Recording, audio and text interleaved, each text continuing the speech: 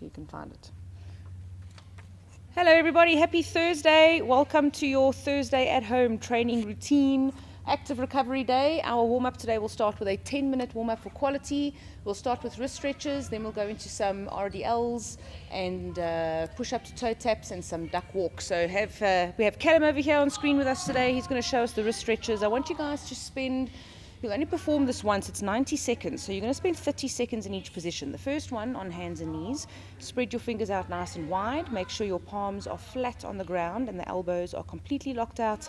And then you're going to gently sway your weight forwards and backwards. Leaning forwards is going to perform the stretch, and gently leaning backwards is going to relieve it. For 30 seconds you're going to do this. Then you're going to turn your fingers outwards laterally so they'll face outwards.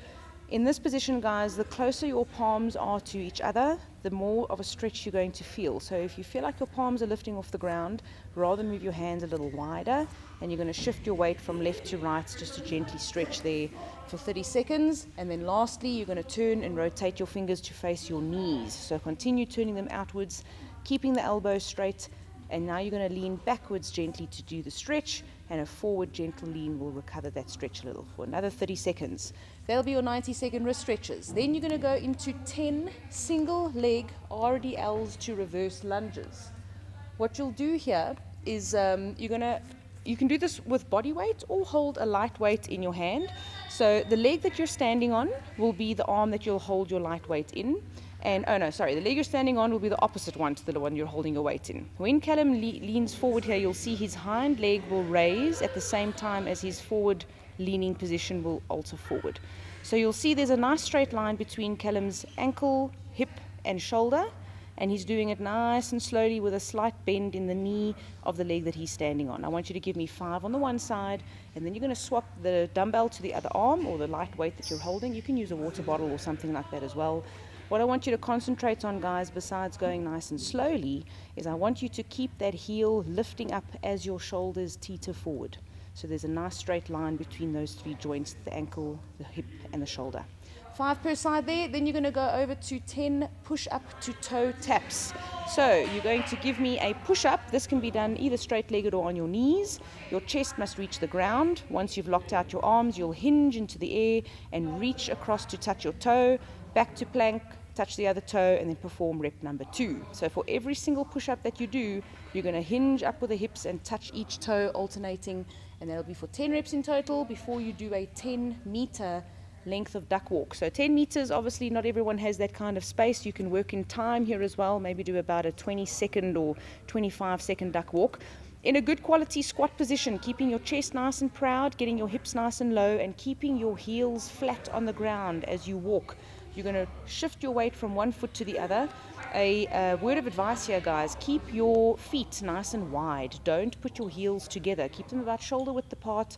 That's going to help your hips rotation as you step forward. This is tough. If you can't break 90, just try to get as low as you can. And you're going to then finish up that 10 meters or 25-second duck walk and then head back to your single leg RDLs, moving through those movements for the remaining 10 minutes. Enjoy your warm-up, guys. We'll catch you on the flip side. Welcome back from your warm-up, guys. We're going to go into our active recovery.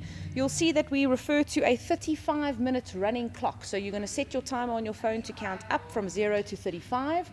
And you'll start off this workout with a 10-minute either bike or run. So if you have got a stationary bike at home, or if you want to jump on a bike that you ride frequently, you can do a 10-minute cycle, or you can go for a 10-minute run. So obviously don't sprint this, guys. 10 minutes is not a short run necessarily.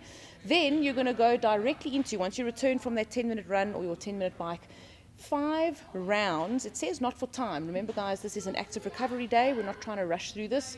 So 5 rounds. Your 3 movements are banded pull-aparts, Bulgarian split squats, and sit-ups. So Callum's going to show us the banded pull-aparts. You've got your band at shoulder height, arms locked out, shoulders stacked down, and your core is braced.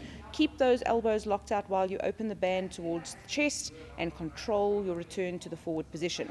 That will be 20 reps, nice and slowly performed. It's not a rushed movement. From there, your 20 Bulgarian split squats will be divided 10 per leg. So you'll see Callum's using a chair. You can use something that's stable enough behind you to put your one foot up. Make sure in this position, guys, when you go down into your essentially a lunge position, your leading knee must not exceed the line of the toe in the front. Ideally, it should be in line with your ankle. So your dip needs to happen in the back leg, not pushing forward onto the foot in the front. Here you'll do 10 reps for me, nice and controlled. Your depth will be dependent on your capability in this position, and then you'll swap sides and do 10 on the other side. Callum is currently holding a weight. This is an optional weight that you can hold. You can do this with body weight as well if these are challenging for you. They're still going to make you nice and stiff. Then your last movement here is 20 sit-ups. So you're going to sit on the floor. They're our traditional butterfly sit-ups, feet together, knees flopped out to the side. You're going to reach behind you, touch the floor, and reach forward to touch the ground as far in front of your toes as you can. These will be done for 20 reps, and then you're going to continue back for a second round, completing 5 rounds in total. Once you are done with your 5 rounds, have a look at the clock that you have set for yourself, see what the time is, and you're going to then take another 10 minutes for another either bike or run. For those of you that have a bike, you can choose a run in the first round and a bike in the second round, or vice versa, or you can stick to the same either run or bike for both rounds. Once you come back from that 10 minutes, you're then going to do 3 rounds, again not for time, again meaning just don't rush through this. And these 3 movements are more gymnastic, sort of static hold movements. There's a 20-second handstand hold or pike handstand hold. There's various apparatus you can use for this. Then a 40-second wall sit into a 1-minute plank hold. This will be performed for 3 rounds, and once you have completed this, you will be done with your workout. Cool, guys. Just to show you guys the movement standards for your last section of the workout there, you're going to be doing either a 1-minute handstand hold. 20-second handstand hold. So if you see Callum is going to get inverted, obviously you need some space at home where you can get inverted and not have to worry too much about kicking things over like lamps or picture frames, etc. If you have a look here, Cal has a really beautiful position with his ankles are the only thing in contact with the wall, in a nice straight line down to his hips, his shoulders, and then his wrists. There is no arching in the back in the opposite way. He's holding a hollow in that position. His bum's not touching the wall, and he's actually pushing his chin through the line of his shoulders. That is a beautiful handstand position. If you cannot maintain that position for 20 seconds, I want you to do one of the following. You can use a chair and get into your inverted pike position with your legs elevated onto a chair. Again, focus here on getting your wrists stacked underneath your shoulders, directly under your hips, into as much of an inverted position as possible.